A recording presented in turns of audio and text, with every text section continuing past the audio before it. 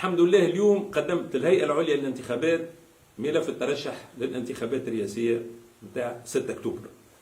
ملف مدعم بعدد كبير من التزكيات الشعبية تراوح 20,000، إضافة إلى تزكيات صادرة عن نواب من مجلس نواب الشعب اللي رغم مناخ الترهيب والتهديد وكم هائل من التضييقات فاجئوني بحجم الدعم والمساندة متاعهم.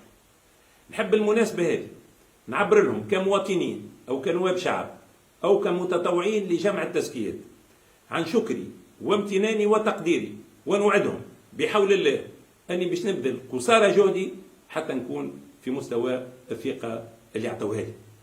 ولكن نحب نقول أيضا اللي في الوقت اللي الشعب والممثلين متاعه منحوني ثقتهم وغمروني بتشجيعهم ومساندتهم، إدارة التعليمات متاع قيس سعيد ترفض تسليمي البطاقة عدد 3 وتعتمد من أجل ذلك أقذر الوسائل والحيل والخدعات.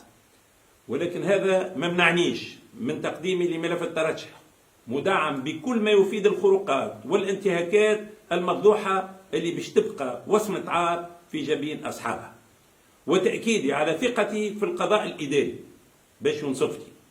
وفي السياق هذا نأكد مرة أخرى على حق كل تونسية وكل تونسي في الترشح للانتخابات الرئاسية، ودعوتي الصريحة لرفع كل أنواع التضييقات والمتابعات القضائية عن بقية المترشحين والتمديد في أجال تقديم ملفات الترشح.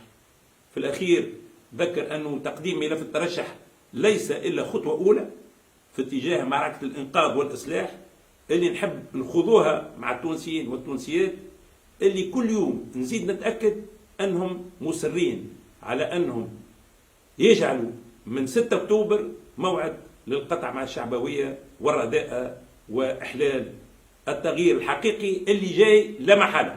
ربي يحفظ تونس.